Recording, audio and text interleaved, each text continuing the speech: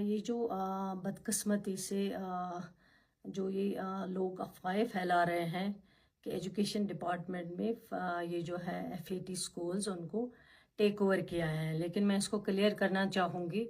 हमारा जो प्रपोज़ल था वो ये था कि ये जो 215 स्कूल्स थे जिनकी आज से 8 साल 6 साल पहले CID वेरिफिकेशन नेगेटिव थी और इसलिए इन स्कूल्स को लावारिस छोड़ा गया है। बार बार बच्चे आते थे, लोग आते थे और ये बच्चे जब इनका बोर्ड एग्ज़ाम होता था उस टाइम इनको बहुत दिक्कत आ जाती थी।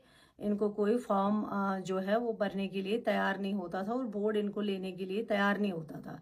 एजुकेशन डिपार्टमेंट ने फिर एक फ़ैसला किया था कि इनके लिए जो है नियरेस्ट प्रिंसिपल जो है वो फ़िलहाल लुक आफ्टर करेगा इन स्कूल्स का, जिन में 51,000 कुछ बच्चे जो हैं इन स्कूल्स के अंडर पढ़ रहे हैं। बच्चे भी वही रहेंगे, टीचर्स भी वही रहेंगे और स्ट्रक्चर भी वही रहेगा। सिर्फ नियरेस्ट प्रिंसिपल इसको लुक आफ्टर करेगा। तब तक जो इनकी मैनेजमेंट कमेटी बनी थी वो इस सरकार से पहले एक्सपायर हो चुकी थी वो मैनेजमेंट कमेटी, लेकिन हमने सोचा जब तक मैनेजमेंट कमेटी बनेगी उसकी CID वेरिफिकेशन आएगी तब तक नियरेस्ट प्रिंसिपल्स इन स्कूल्स को लुक आफ्टर करेंगे, वो देखेंगे तब तक, ताकि बच्चों का जो फ्यूचर है उसकी सेफ गार्ड के लिए ये कदम उठाया गया था। ये हमारा प्रपोजल था, लेकिन जब ऑर्डर आया, ऑर्डर में कुछ और डाला गया कि DCs मैनेजमेंट कमेटी बनाएंगे और भी कुछ चीज़ें आई हैं जो हमारा प्रपोजल नहीं है।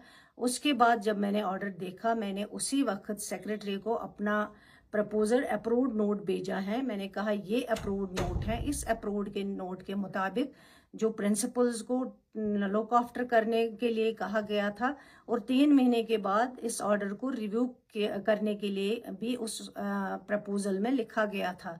तब तक मैनेजमेंट कमेटी बनाई जाती और मैनेजमेंट कमेटी वेरिफिकेशन के लिए जाती और फिर ये स्कूल्स जो हैं वापस उनके हाथ में दिए जाते। सिर्फ प्रिंसिपल्स तब तक लुक आफ्टर करते जो नियरेस्ट है, लेकिन ऑर्डर में जो DCs कुछ और चीज़ें मेंशन की गई लुक आफ्टर, वो हमारा टेक ओवर वो एजुकेशन डिपार्टमेंट का एज मिनिस्टर मैं कहती हूँ सकीना ईतो का प्रपोजल नहीं है। मैंने जो अपना अप्रूव्ड प्रपोजल है वो मैंने उसी वक्त सेक्रेटरी एजुकेशन को भेजा है। मैंने कहा ऑर्डर इसके मुताबिक आना चाहिए, लेकिन ऑर्डर इसके मुताबिक नहीं आया हुआ है। इसलिए मैं उन लोगों को बताना चाहती हूँ जो इसको इस वक्त बढ़ा चढ़ा के पेश करते थे, जिनके दौर में ये CID वेरिफिकेशन नेगेटिव आई थी, उन्होंने बात नहीं की, तब वो मिनिस्टर थे और उन्होंने कुछ आवाज़ नहीं उठाई और आज बेबुनियाद वो अपनी आवाज़ बुलंद कर रहे हैं, ड्रामा चढ़ा रहे हैं। और इतने बरसों में इन्होंने इन स्कूल्स के लिए, उन 51,000 बच्चों के लिए कोई बात नहीं की।